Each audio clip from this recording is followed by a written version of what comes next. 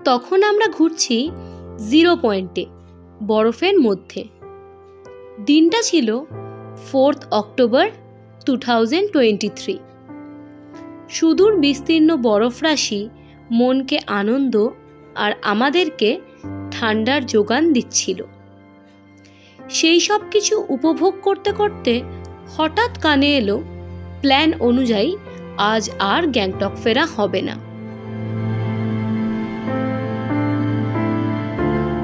যদিও খবরটাকে উটকো মনে করে আমরা সেরকম আমল না দিয়ে বাকি ঘোরাটা অব্যাহত রাখলাম। তাই হোটেলে ফেরার পথে ইয়ামথাম ভ্যালিও বাদ পড়ল না। মন তখন ভাবছে, এ তো ইয়াং মাউন্টেন, ধস নেমে রাস্তা বন্ধ তো সাধারণ ব্যাপার। আর্মি তো আছেই, খুব শিগগিরই রাস্তা হবে সাফ আর আমরা ফিরবো গ্যাংটক। কিন্তু হোটেলে ফিরে ঘটনার ঘনঘটা শুনে দুর্যোগের গুরুত্ব বুঝতে পারলাম আটকে পড়েছি। একবেলা বা একদিনের জন্য নয়, অনির্দিষ্টকালের জন্য।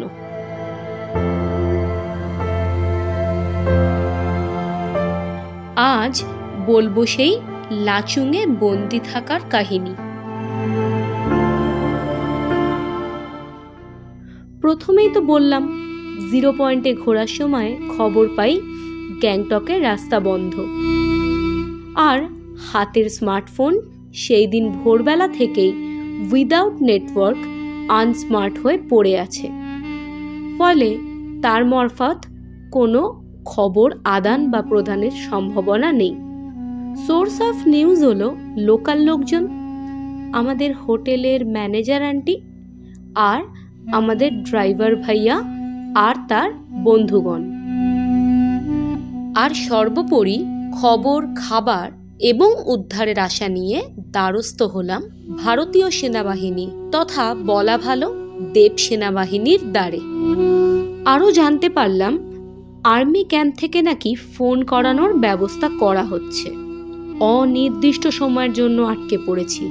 এই বিরক্তিকর খবরটা হজম করে আর্মি ক্যাম্প থেকে বাড়িতে ফোন করে জানাতে পারবো এই আশাটুকু নিয়ে 4 তারিখ রাত্রিটা কোনো রকমে কাটালাম। পরের দিন অর্থাৎ 5 অক্টোবর 2023-এ ঘুম ভাঙার পরেই পড়ি কি মরি করে ছুটলাম আর্মি ক্যাম্পে। তখন সকাল প্রায় 9টা বাজে। পৌঁছে দেখি ফোন কলের জন্য বিরাট লাইন। সেখানেই দাঁড়িয়ে দেখতে থাকলাম ওয়াক্ত কো গুজরতে। প্রথমে লাইন ছিল একটা, পরে মেয়েদের জন্য আলাদা লাইন করা হলো। সেই লাইনে দাঁড়িয়ে থাকতে থাকতে বেলা প্রায় 12টা নাগাদ আর্মিদের একটা ঘোষণা শুনতে পেলাম। जितने भी लोग यहाँ पे लाचुंग के अंदर हैं, आप लोगों का स्टे, फूड, सब कुछ आप लोगों को कंफर्टेबल करने के लिए बहुत सारी चीजें हैं जो हम इंश्योर कर रहे हैं। जैसे ये गांव के अंदर सरपंच होते हैं, यहाँ पे लाचुंग के अंदर पिपन है, उनके साथ भी हमने लाइसेंस कर रखा है। हर एक होटल्स को निर्देश दिए गए हैं कि वो एक्स्ट्रा चार्जेस नहीं करेंगे। अगर कुछ ऐसा होता है, हमारी टीम हर एक होटल में जाके आप लोगों का डिटेल्स ले रही है, ताकि सबका डिटेल जब कंपाइल हो जाए हम सोशल मीडिया के थ्रू आपके परिवारजनों तक ये बात पहुंचा सकें कि आप लोग सारे सुरक्षित हो। तो पैनिक होने की जरूरत नहीं है।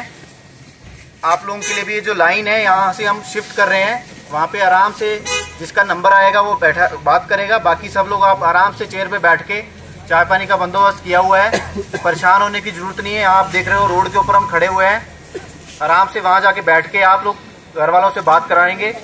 सैटेलाइट लिंक वीक होने की वजह से कुछ एक दिक्कतें आ रही हैं, कनेक्टिविटी नहीं है, बट विल मेक श्योर कि जो फॉरेन टूरिस्ट भी आए हुए हैं उनकी बात भी हम करवाएंगे। फॉरेन टूरिस्ट हैं यहाँ पे, हाथ खड़े करिए।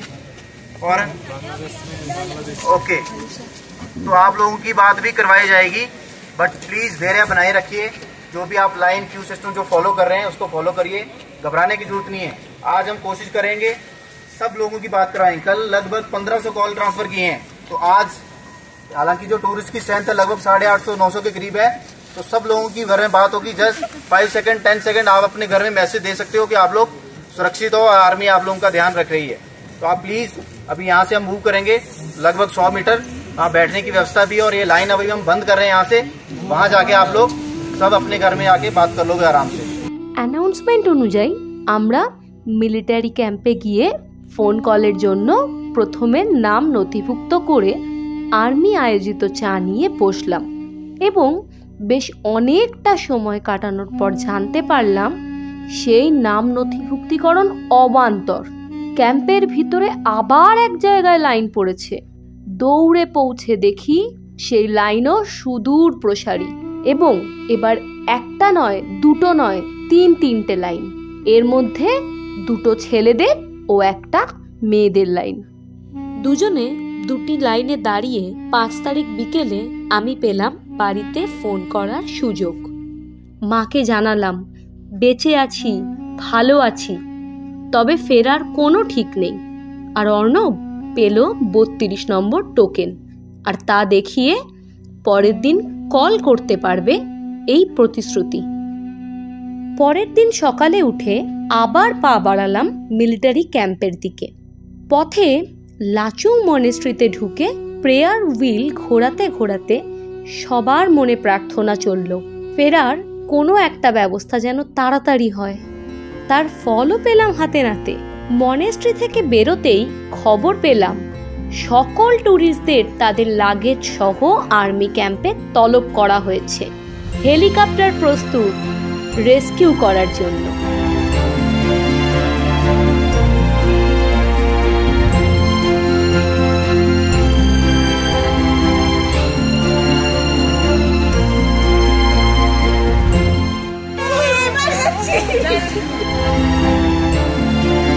অতি উৎসাহী আটকে পড়া সকল ট্যুরিস্টরা ভিড় করলাম ক্যাম্পে।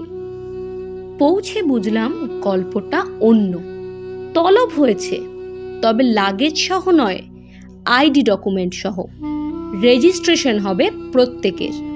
এবারও যথারীতি লাইন দুটো, মেল ও ফিমেল, কিন্তু কিছু টার্মস আর কন্ডিশন অ্যাপ্লাই হলো। যেমন সিনিয়র সিটিজেন আর যাদের ছোট বাচ্চা আছে তারা ফার্স্ট প্রায়োরিটি পেলেন। আমরাও নিজেদের নাম রেজিস্টার করার জন্য দাঁড়িয়ে রইলাম।